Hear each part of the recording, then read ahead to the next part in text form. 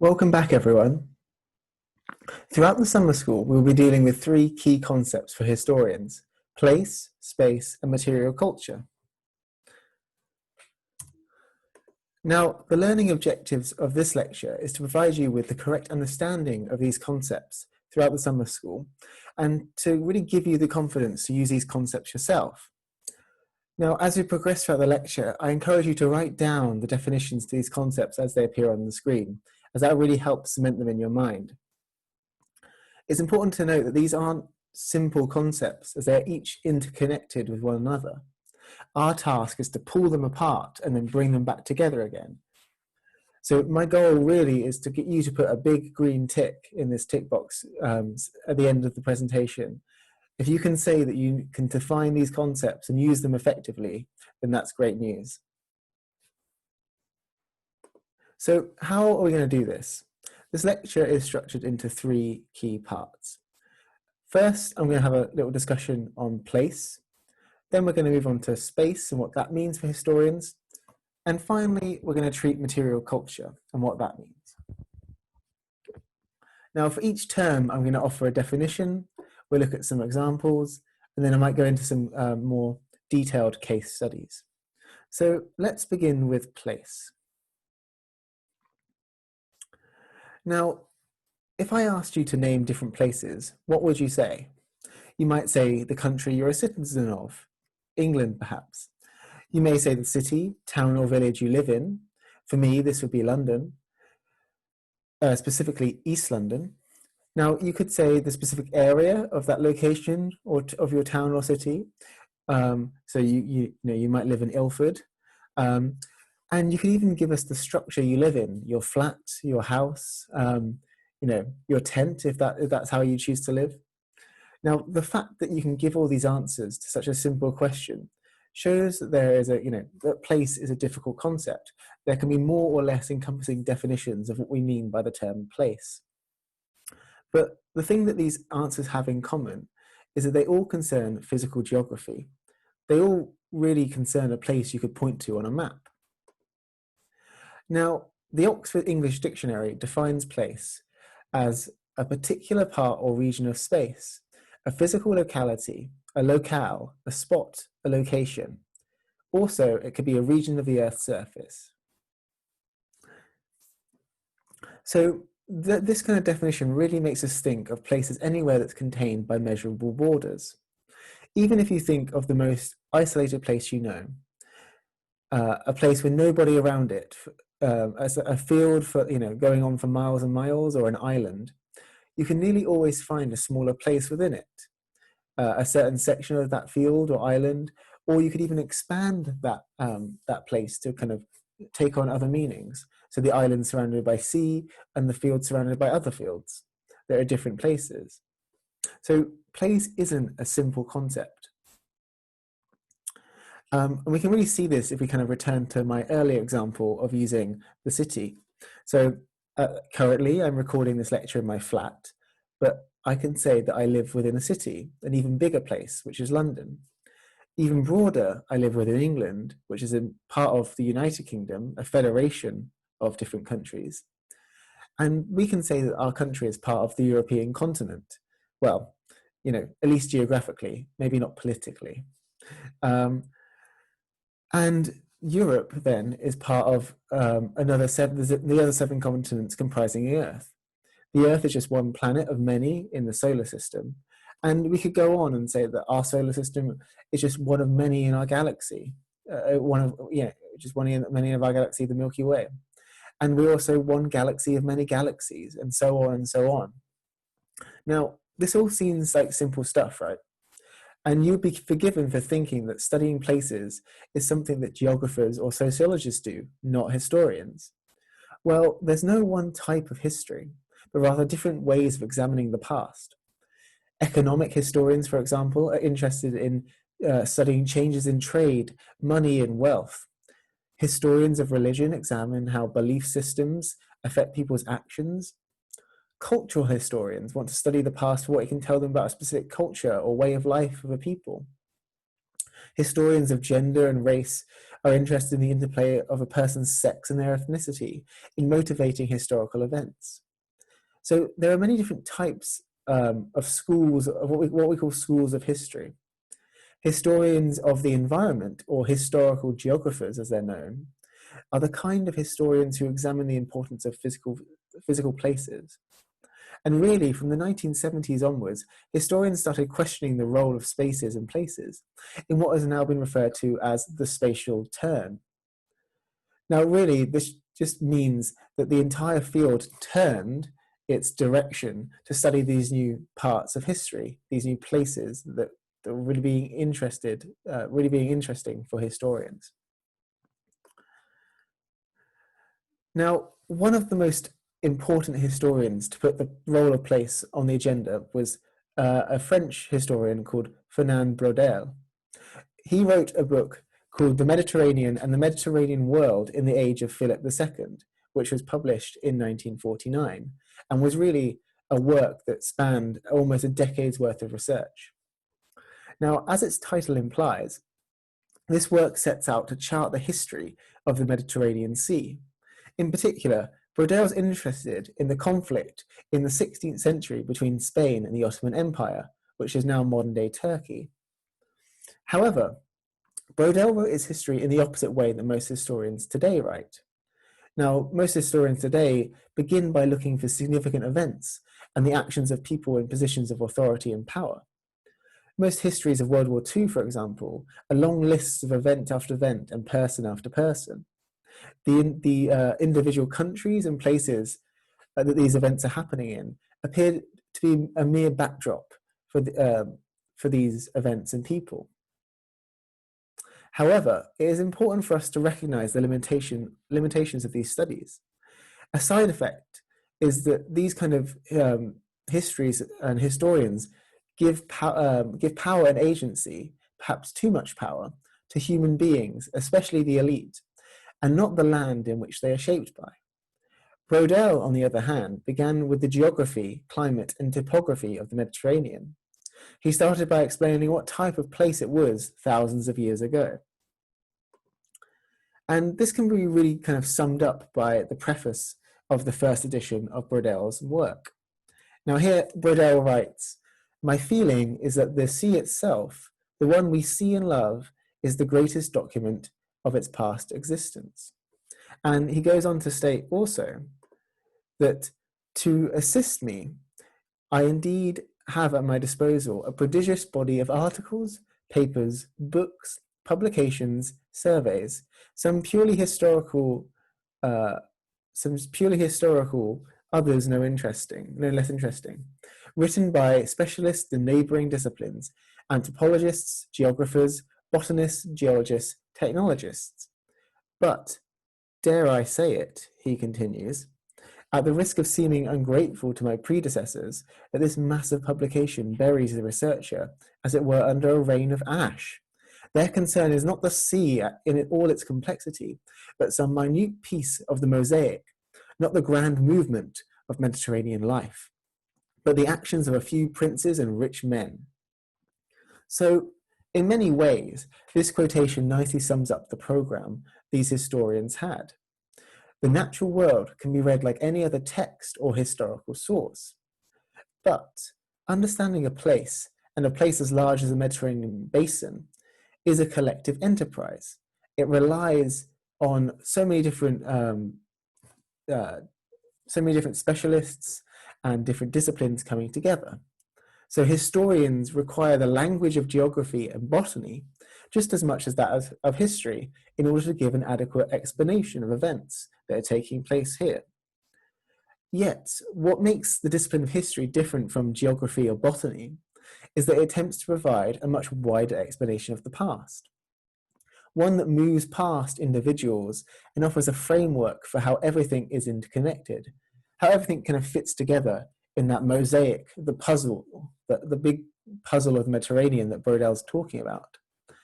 It's not a simplistic kind of program, or narrow-focused, but rather the program that Braudel is talking about prefers complexity and offers an explanation that seeks to totally explain a period of time. Now, why is Brodel famous today? Brodel is famous for advocating what we now think of as a three-stage model of history, in which place and geography occupies the first and most important stage.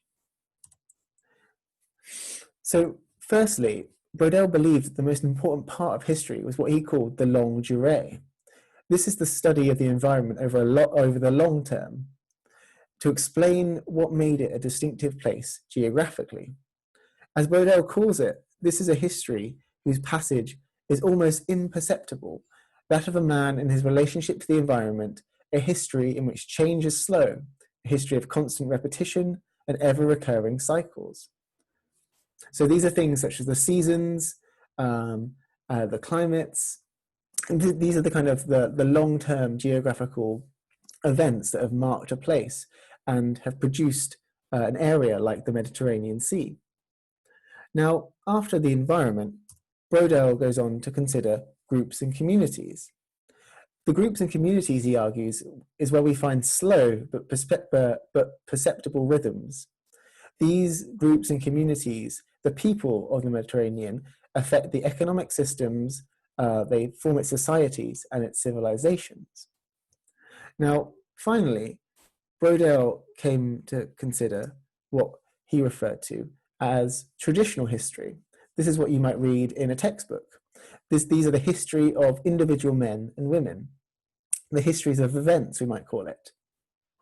These come right at the end of this historical process, this three-stage model, because events and the people that influence these events are shaped by their environment and the communities they're a part of.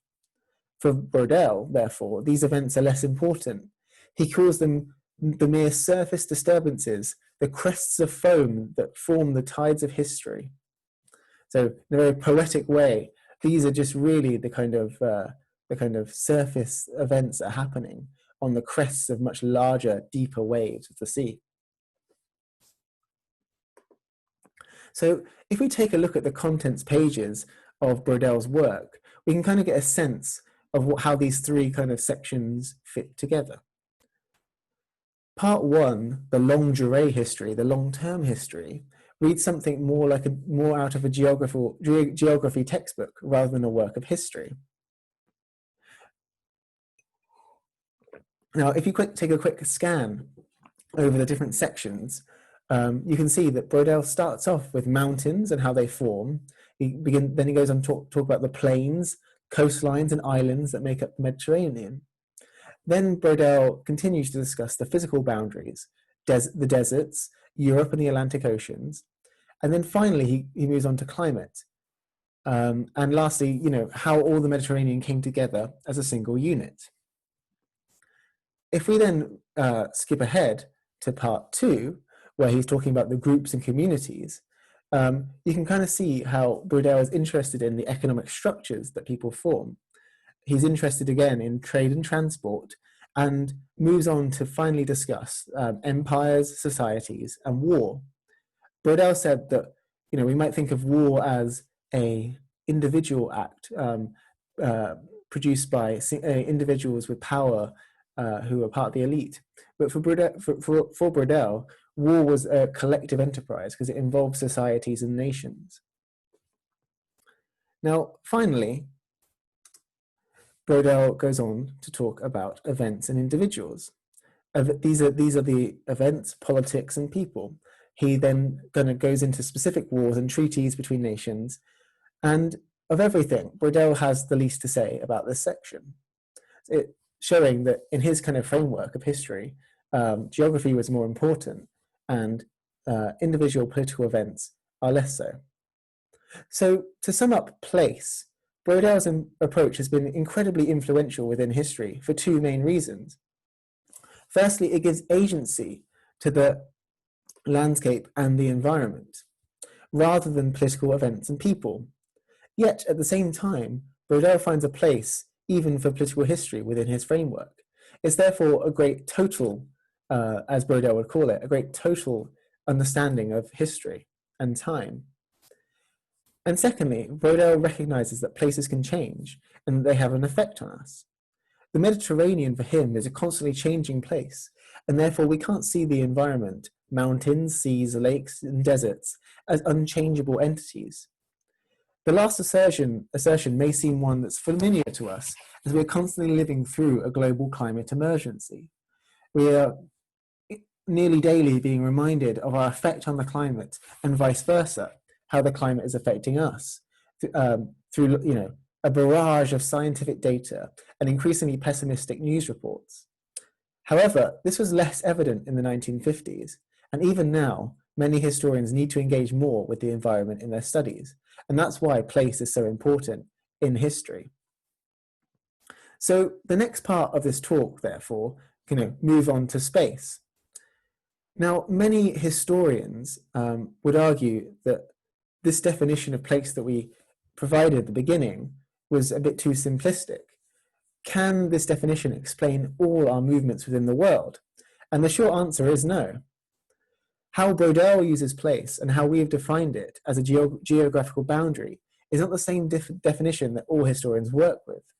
And for some, place is viewed as synonymous with space. So let's now turn our attention to what historians mean by the word space. For example, for the historical geographer Doreen Massey, she has argued that it's more useful to view place as a process. Places, she argues, do not have to have a single identity, but many different identities that are sometimes complementary and sometimes in conflict with one another. Here, Massey and other historians have advanced a view of space as a concept that is constantly changing and different for each person. So I think it's helpful for us to think of space as the other side of the coin to place. Sometimes space is similar or the same to place, but other times, and more often than not, space is very different to place. So one definition we can think of for space might be this, that space is the significance of a place or lack of place. Now that might seem a bit contradictory, but let's unpack that and see what that means. So first of all, space is subjective. We all have different reactions and experiences of similar places. It's how we are affected by or perceive a particular place. These experiences come from the interaction between us, the place, and other human beings. Categories such as gender, sexual orientation, race and ethnicity, age, religious beliefs, and many others affect how we see the spaces around us and how others see us in those spaces. Secondly, it's important to note that space can be either individual or collective. Individuals can experience and find meaning in a location by themselves, but at the same time, communities can come together to have a shared experience of a single space. And finally, it's important to mention that space does not always have to be a measurable place. It doesn't always have to have geographical boundaries. And by this, I mean that space can be a mental construct or our response to places that do not exist in reality. And I'll touch on this shortly. But first, let's have a look at an example of how space and place can be very overlapping and influence one another. So imagine a street, for example. Take a street in central London. I've got a picture of Oxford Street up here. This is a measurable place. You could locate it on a map and tell me where it begins and ends. And you could even tell me its physical measurements down to the millimeter. However, at the same time, whilst it is a place, it's also a space. As a fairly young white British male, my experience of this physical place would differ from that of a woman of the same age and ethnicity. We think about space in different ways, even though we encounter the same stretch of road, past the same people and the same shops. I might be able to walk down the street with a degree of confidence that I won't be disturbed. Yet, if my friend who is a woman were to walk down this same place, she is much more likely to be subjected to stares and catcalls from men and even touched. Our experience of this place then is not the same. There have been countless studies showing that from childhood, Girls and later women are socialized into adopting strategies to navigate these spaces unhindered. They police their own actions and behavior in a way that men simply do not have to do. Now, think about how this space might change for a woman if it was late at night or dark. Now, imagine if you were a black woman, or if you were elderly, or if you identify as a member of the LGBTQ community, or if you have certain religious beliefs. These are all factors that influence how we interact with the space around us in different ways, and how people who see us interact with us. And there are many more factors: your job, your clothing, how you are traveling, whether or not you have movement difficulties, and whether you have to use aids such as a wheelchair or crutches, all change your experience of this same place. Therefore, we can see Oxford Street, for example, as both a place and a space. Now, as I said, not all places and spaces have to have an existence in reality. For example, a key part of the definition I provided for space is that it could be a mental construct or a virtual one. And I'd like to just illustrate this with two small case studies. First, as a medievalist, one of the good examples of the blurring of place and space is the concept of heaven and hell and purgatory in Christian Europe around 1300. Heaven and hell, as many of you know, are the places where you either receive a reward for your time on earth in heaven, or you are punished for your sins that you committed on earth in hell. But importantly, heaven and hell were believed to be spaces by Christians during the Middle Ages. By this, they believed that, that they actually did exist in some kind of formal reality. However, the kind of medieval theologians did not always specify a geographical place for these locations. So what do I mean by this? Well, let's start off with hell. Now, the location or shape of hell could differ between different authors because there was very little information in the Bible to go on. Now, Dante Alighieri, an Italian poet writing in the early 14th century, located hell at the center of the earth in his famous poem, The Divine Comedy. The Divine Comedy was a three-part poem in which the author, Dante, has a vision of hell, purgatory, and heaven, and describes his travels through each of these spaces. Now, as you can see from Sandro Botticelli's illustration here, Dante's depiction of hell was a little bit mad. He believed that you entered just below Jerusalem, and the general shape was like a big kind of funnel. Hell was an upside-down cone with 9 different circles or layers for increasingly severe punishments. Now, the meanings of these different circles can be found on the right-hand side, so maybe take a moment to stop and read them. But these were different sections of hell for what Dante in the church in the 14th century believed to be the sins of his day. Lust, gluttony, avarice, greed, wrath, anger, and violence are all kind of depicted here. And Satan, or the devil, was to be found right at the bottommost layer, dealing out punishments to the worst offenders. And it's important to say that all this was the imaginative creation of Dante. There was no evidence in the Bible to support this design, so it was kind of all thought up in his mind. Now, Dante's depiction of hell was just one of many. Another common way to depict hell was as a massive mouth, what we call hell mouth, that devoured any sinners. The individuals were swallowed up by a huge creature which often resembled a dragon. Medieval people believed that dragons did exist. They were marvelous creatures and creatures connected with the devil. Whereas other artists, for example, as you can see on the right-hand side here, depicted it as a place of fire and torments with such apparatuses to inflict punishment, such as boiling cauldrons. Now here you can see an image from an encyclopedia written by a nun in Germany, which involves sinners being boiled alive. Here, devils are in charge of punishing sinners, and if you look at the bottom left-hand corner, you will even see a monk being led by his hand to his punishment, showing you that it didn't matter whether you were a king, a pope, a monk, a knight, or even a humble farmer. If you had sinned greatly in this life, you would be punished for it. God would see all. Now, it's safe to say that while the geography and topography of hell could be imagined in many different ways, and often very imaginatively, this space was one that was nearly always connected with suffering.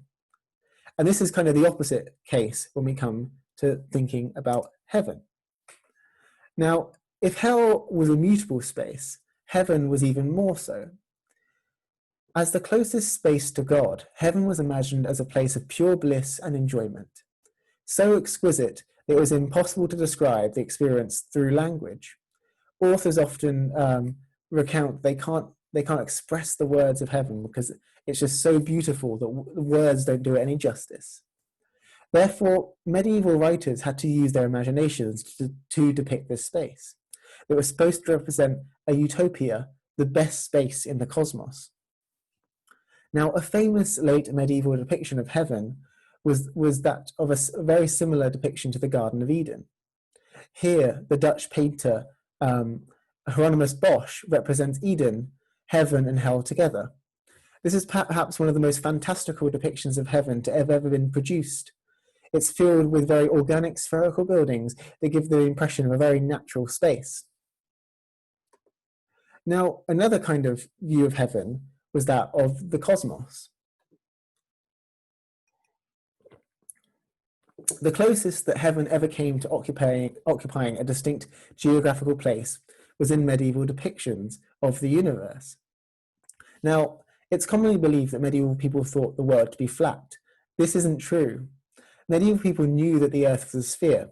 However, they believed that the Earth was the center of the universe, whereas we know the sun to be only the center of our solar system. Both these images here represent how medieval people imagined their universe. Earth is at the center, represented by a Satan-like hellmouth, as we can see in the illustration on the left-hand side. The 7 planets they knew of, the Moon, Mercury, Venus, the Sun, Mars, Jupiter, and Saturn, orbit in the different circles around the Earth, as we can see here. Finally, at the outer edges of the cosmos, represented by these 2 circles here, could be found the different circles that could be found the stars. Now, and lastly, at the outermost edge of the cosmos, we have what medieval theologians called the Empyrean heaven. Also known as paradise, this is where God resided and good souls would go to rest. So this is perhaps better seen on the image on the right, where heaven is portrayed as a bright, brilliant place full of flowing light from God that kind of almost reflects through the cosmos, through the different spheres. In this image, you can also see creatures that look a bit like large human bats. These are the devils, and these kind of give you another example of not imagining hell as a fixed place, such as below the earth, but rather as hell as a place that was filled, throughout the entire cosmos. Devils at each level in each sphere, administrating punishment. Now, one final but very influential view of heaven was that it represented the political world. God naturally was at the top of the heavenly pecking order, with different orders of angels supporting him, almost like mascots. Souls who entered heaven would enter into one of these orders, depending on how virtuous in their former life they had been. In this way, the space of heaven was made to mirror the feudal space on earth with the king in charge, followed by bishops and knights, with peasants at the very bottom of the order. This is very clear in the painting on the right, which depicts God as a kind of heavenly papal king, sitting upon his throne and administrating orders to his angels. This political view of heaven is useful for historians because it shows us how this society superimposed its own structures onto its beliefs about what would happen after death. This image is special also because it depicts a limbo or purgatory in the left-hand corner. Here we can kind of see men and women locked up in a prison awaiting to enter heaven. So what was purgatory? Purgatory or limbo is the final medieval space that I will talk about. In Catholic thought, purgatory was the space that a soul went to after death to be cleansed of sin before joining the ranks of the blessed in heaven. Unless you're a Catholic, for us today, this seems like quite a bizarre space. You can think of it as a kind of waiting room, where if you haven't totally led an evil life, but done some bad things, you have to wait until you feel sorry for what you have done and to repent of your sins. This was not a nice waiting room, however. Now, if you remember Dante's funnel-shaped version of hell at the beginning, you can kind of see how his model of purgatory on the right-hand side takes hell and flips it upside down. Purgatory was a new space developed in the Middle Ages, midway between heaven and hell. Purgatory for Dante, therefore, becomes a mountain with one path spiraling upwards you have to climb to reach heaven at the top. Just as hell allotted a place for each of the 7 deadly sins, depending on how much you'd sinned in previous life, in purgatory, you begin on the level that best befits the crimes you have committed. For example, if you were prey to the sin of gluttony, which was eating too much, you would begin near the top of the mountain, as that wasn't too bad of a sin. Yet, if you were proud and liable to the sin of pride, you would start near the bottom and have a very long way to climb. So why was purgatory important? Well, purgatory is important for historians studying the Middle Ages because it did not always exist. In a now famous book, the French historian Jacques Le Goff argued that purgatory was invented between the 11th and 12th centuries in Europe. It was invented, he claims, in response to the church becoming more prominent in European society and wanting to increasingly take control of the process between life and death. The church would allow people to pay money to get priests and monks to pray for people in purgatory. It was believed that these prayers would help people's souls in purgatory to reach heaven faster. The middle painting sums this up quite well, with the priest offering prayers to angels coming down. Now, the extract on your left is from Dante's Divine Comedy. As Dante climbs the mountain, he meets a man called Manfred, who crowned himself king of Sicily in 1258. He was, by contemporary accounts, a bad ruler and was excommunicated no less than 3 times by the Pope. To say he wasn't popular would be to put it mildly. He died at the Battle of Benevento in 1266, killed by Charles of Anjou, another rival claimant to the throne of Sicily. But because he repented his actions shortly before his death, Dante says that he managed to gain a space in purgatory. In Dante's poem, Manfred is concerned with his family on earth to pray for him, and he says this to Dante in quite emotional terms. So he says, "I pray to you, when you've once returned to the earth, seek out my lovely daughter Constance. My sins and crimes were horrible to hear. It is, however, true that those who die, although repentant, in contempt of church, are bound to stay outside this mountain wall some 30 times the span of years that they presume to stand apart from the church, if this decree is not made shorter by good works of prayer. Now, see if you can bring me happiness, revealing to my Constance that you've seen where I am now and understand this ban, for here we greatly gain from those down there." Now, this is an important piece of text because it reveals 3 important things about how purgatory was thought to work in the Middle Ages. Manfred, by telling Dante to tell his story to his daughter Constance, reveals the connection between purgatory and earth. Even though purgatory was a kind of virtual space that didn't really have an existence anywhere, whereas earth was a physical place that was believed to inhabit somewhere in the cosmos. Now, Manfred wants people on earth to help him. Secondly, Manfred tells us this is a space where the normal rules of time do not work or apply. For each year of his life, he acted sinfully. He must spend 30 years in purgatory to make up for it. Now, this is going to be a long and grueling time, and this is really why he wants the help of people on earth. And finally, by asking Dante to ask for people to pray for him, this really shows how the space of purgatory is connected to the rituals and actions that were performed by medieval Christians on Earth. So there's a connection here between the Earth on the one hand, which is a physical place, and the virtual imagined space of purgatory on the other. So therefore, the line that kind of divides them is blurred and ambiguous. So why then is hell, purgatory, and heaven together important for historians? Firstly, these are spaces that had an ambiguous existence in real life. Medieval people believed all these spaces to actually exist, although they did not really have a particular physical location. Second, what these spaces tell us about medieval society is really important for historians. The creation and way in which these spaces were imagined tells historians a great deal about the type of people and culture that created them.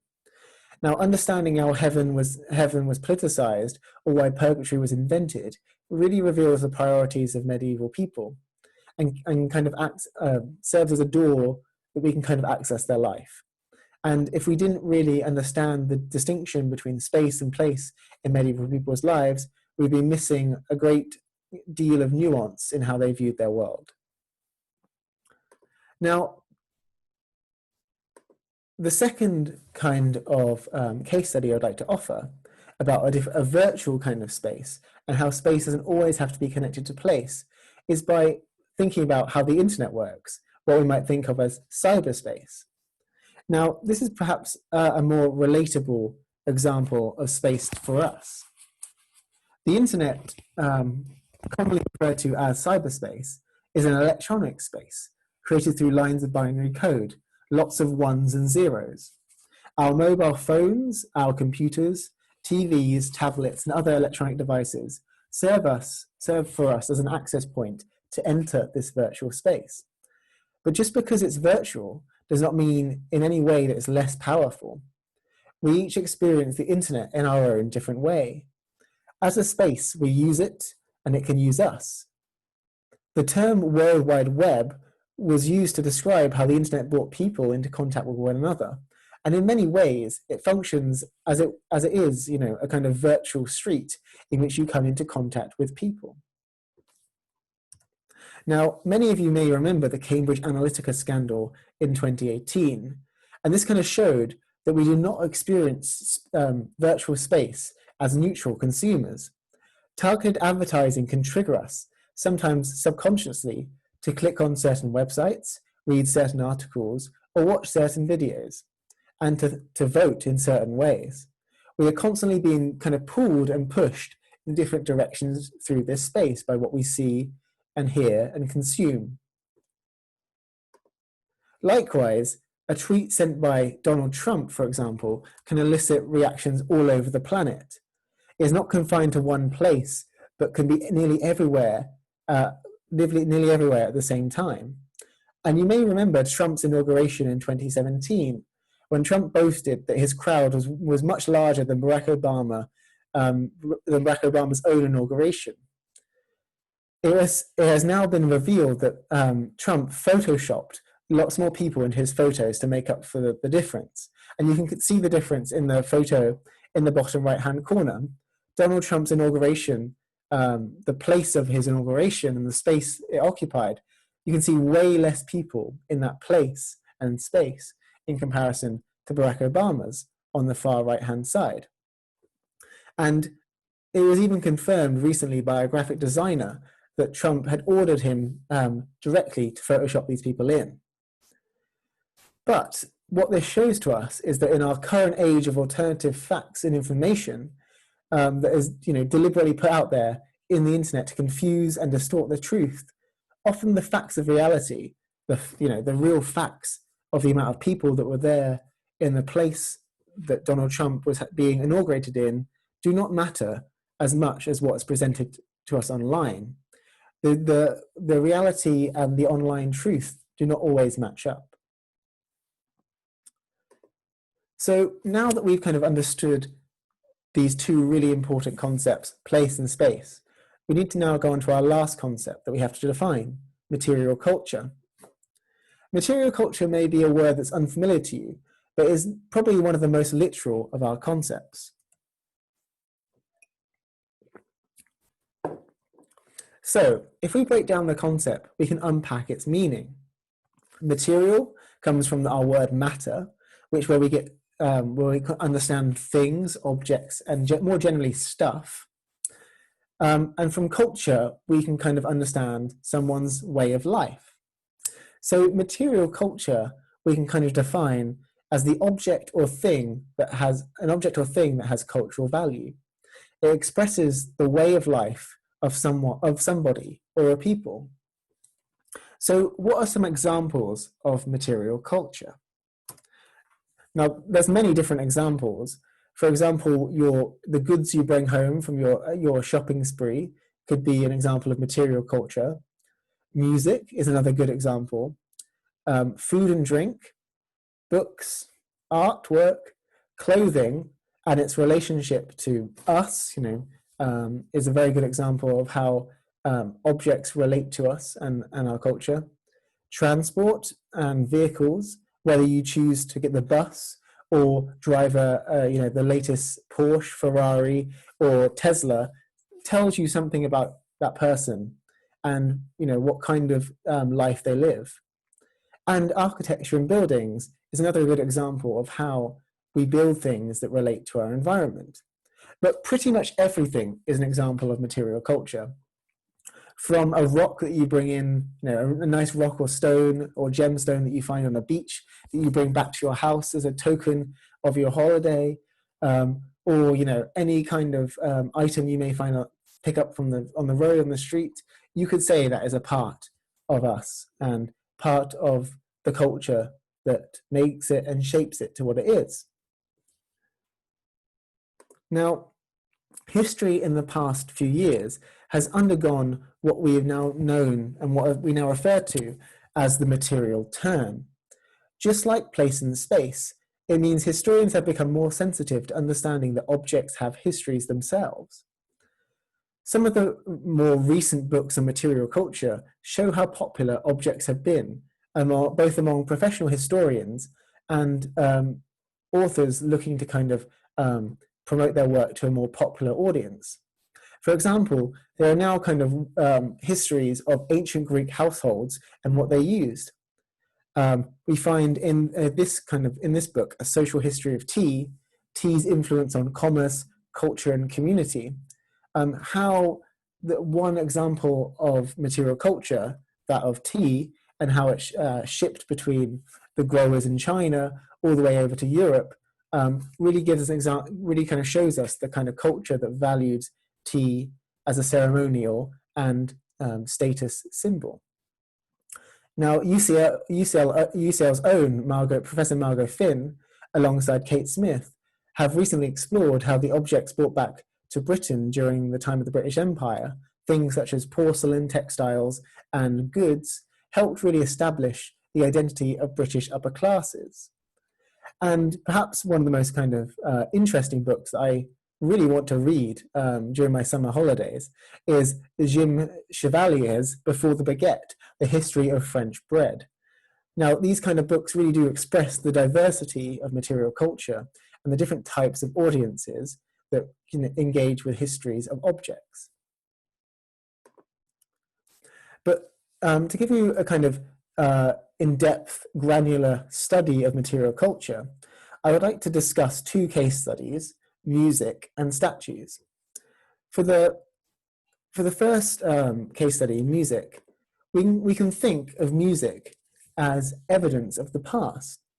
Whether you choose to listen in the morning to Radio 4 or BBC One Extra, say something about your personality, your likes and dislikes.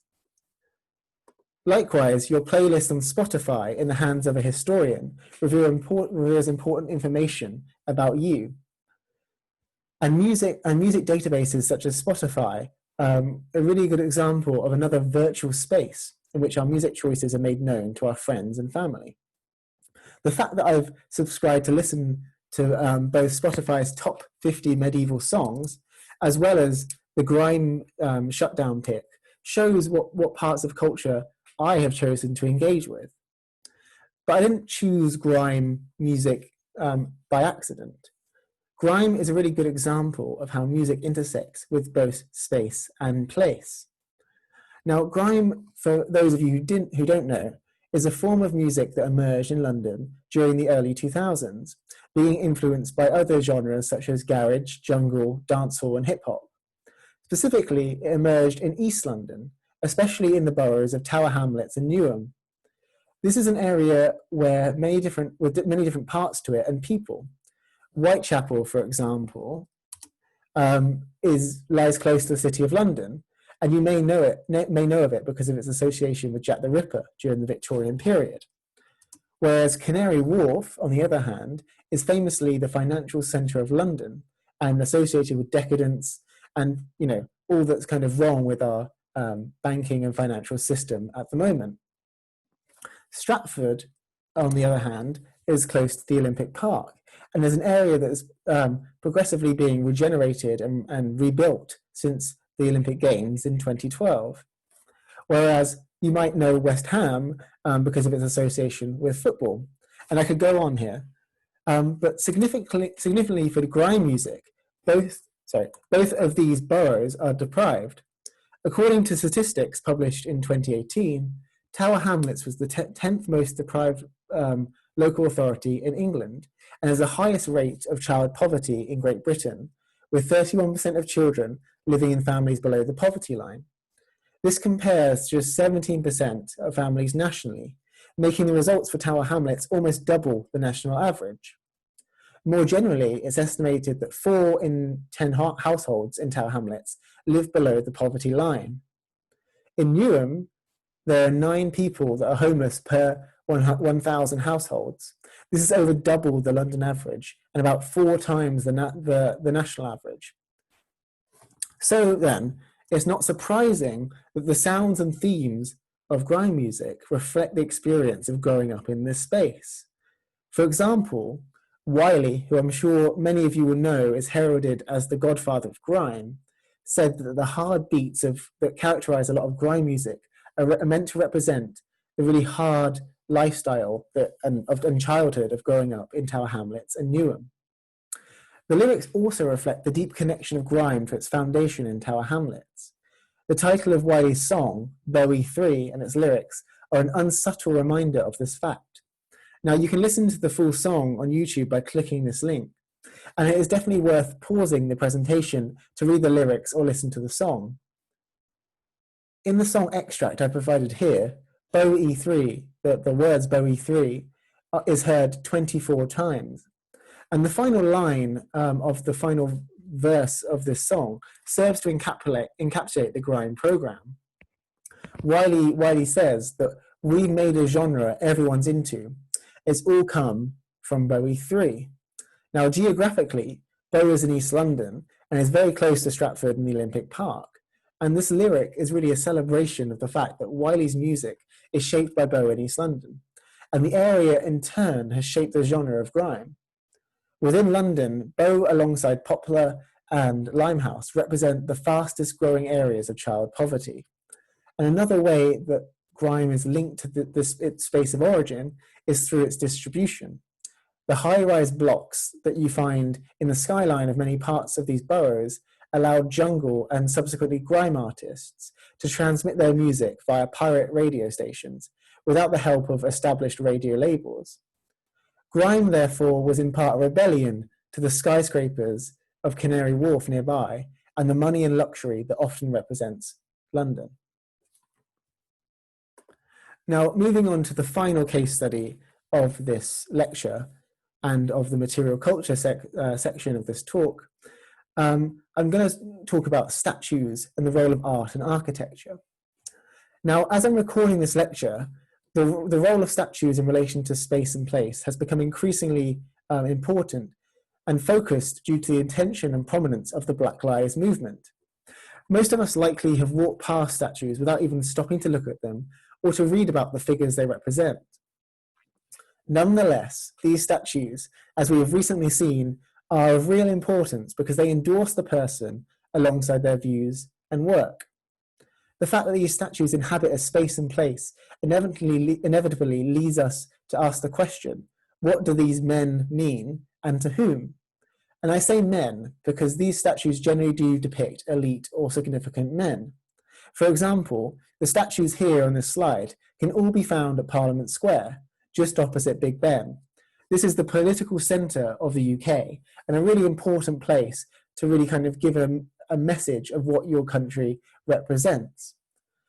Now, out of 12 statues, only 2 depict men of colour, Nelson Mandela and Mahatma Gandhi. And there is only one woman, the campaigner for women's suffrage, Millicent Fawcett. So as historians, it's our job to ask, why is this? And who are these statues for? Now, as many of you have seen in the news, recently during the Black Lives Matter campaign, which was motivated by the really sad death of George Floyd at the hands of police brutality in the USA, protesters in Bristol tore down the statue of Edward Colston. They defaced it and then unceremoniously dumped it in the harbour, an action that was met with much cheering and applause from all the protesters. Why was this an important event? To answer this, we really need to understand the life and views of Edward Colston. So who was Edward Colston? Well, he was a member of the RAC. Now, I know what you're thinking. This is not an earlier form of the car breakdown company, the Royal Automobile Company. Rather, the RAC stood for the Royal African Company. Now, you can see this in their blatantly racist coat of arms to the right. And I think the less said about this logo, the better. Now, the RAC, the Royal African Company, was a company that was involved in what we now refer to as the Atlantic slave trade, which involved the transportation of slaves from Africa to the Americas for use as in forced labour. This company had ships based in Bristol, Liverpool and London, which sailed to West Africa, docking between Morocco and the Cape of Good Hope in the south. Between 1680 to 86, RAC shipped approximately 5,000 slaves per year to the Caribbean and Virginia, branding them with the letters RAC on their chests. Now, overall, this company was responsible for the enslavement of about 80,000 human lives, which, if you take a moment to reflect on that, that is a lot of people. This was a company that treated human beings as a commodity to be bought and sold. It profited from human suffering. And Colston was a part of this institution, joining it in 1680 as a member and quickly becoming deputy governor by 1689. He gained his wealth and influence from being complicit in this process.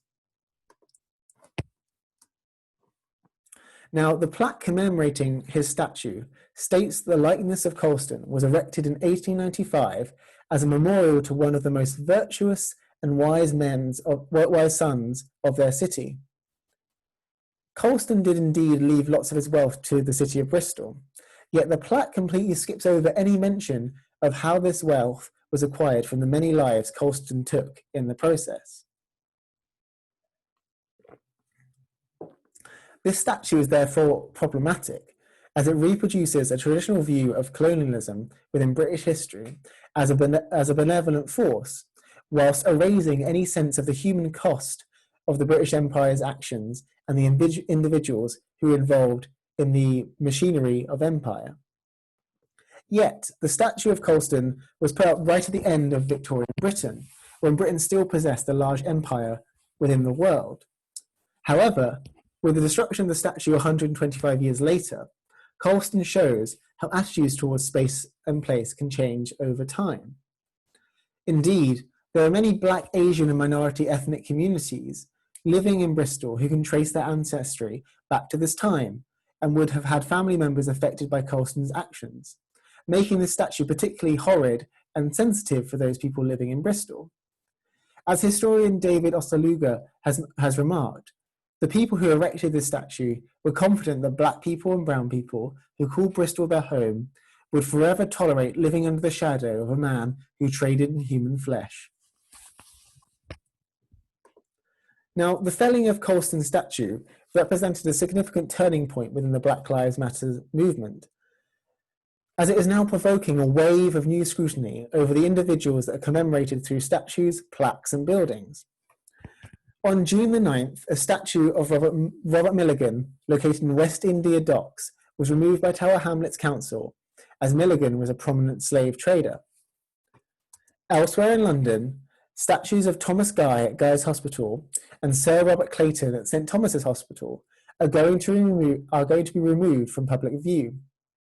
Guy made his money in the slave trade, and Clayton, like Colston in Bristol, was a member of the Royal African Company.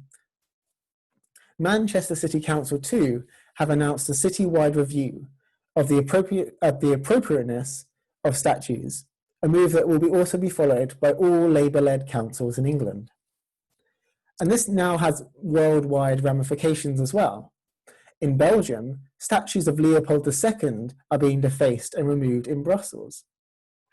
Leopold II, for those of you who don't know, was the king responsible for Belgian colonial and slave activity in what is now the Democratic Republic of the Congo in Africa. And finally, as I'm recording this lecture, Oriel College at Oxford University announced that it would remove a statue of Cecil Rhodes. Cecil Rhodes was a firm believer in British imperialism and was the owner of his own mining company using slave labour called the British South Africa Company. And to top it all off, he was a white supremacist and even Prime Minister of the British Cape Colony. Now, the protest against Cecil Rhodes began in 2015 and were directed not against the statue in Oxford, but rather a statue at the University of Cape Town, UCT, which used the Twitter hashtag Rhodes Must Fall.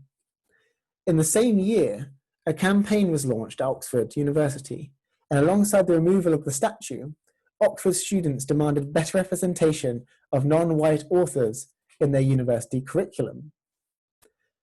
After Oxford University stubbornly rejected these proposals repeatedly, they eventually gave in following the added momentum from the George Floyd protests and the Black Lives Matter movement. So therefore, in the past few weeks, we have seen new labels being attached to these so-called great men. The labels of slave traders, committers of genocide, and white supremacists have now changed the meanings of these spaces for good. And for a lot of people among the world, throughout the world, the meaning and value of these statues aren't so great anymore. They've completely changed in their eyes, and therefore they must be torn down or removed from public view. But the removal of these statues has drawn attention to other aspects of material culture and spaces that are racist and potentially offensive. Guy's Hospital is named after Sir Thomas Guy, and so should the name of this hospital change? UCL has had its own share of controversy too, as many of its spaces are named after two prominent Victorian eugenicists, Sir Francis Galton and Karl Pearson. Eugenics, the process of trying to improve the genetic quality of the population through forced measures, has most firmly been associated in recent memory with Nazi Germany during the Holocaust. And finally, we can have a look at Colston School in Bristol, which, named after Edward Colston, has received a lot of money and funding, and begs the question, because of its association with Colston, should the name of the school change? These are all questions that have no easy answer and will be worked out in the future. So to offer some brief points of conclusions, I think we should revisit our learning objectives. The aim of this lecture was to explain the concepts of place, space, and material culture. We found that place can be defined as a physical location or spot on the earth, and we used the case study of the Mediterranean to show how important place is and has become in writing histories of the world.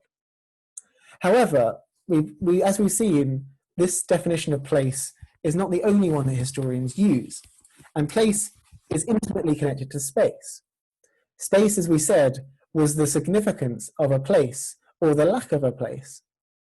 Space is the other side of the coin to place, Although, as we found in the examples of medieval purgatory, heaven and hell, you don't always need to have a physical place in order to have space. It's a subjective concept, and one that is related to either a collective or individual concept of the world around us. And finally, with material culture, we define this as the objects that represent a culture's way of life. Art, architecture, music, and sculpture are all examples of material culture that we see in the world. And it's important to remember finally that all these concepts are linked with each other. And we saw this particularly clearly in the case of sculptures, which represent all three of these dimensions. A sculpture of Edward Colston, for example, is an example of material culture in a very defined place, but is very much a space that means very different things to different people. And over the next few days, you will encounter many more examples of place, space, and material culture. But using these concepts to guide you, they really structure and help you with your final presentations and the work you do throughout this summer school. And if you have any questions about the content from this lecture, you'll be able to ask me later today. So please do hold your questions for them. But I hope to see you all very soon, and good luck with the rest of your activities throughout the day. Thank you.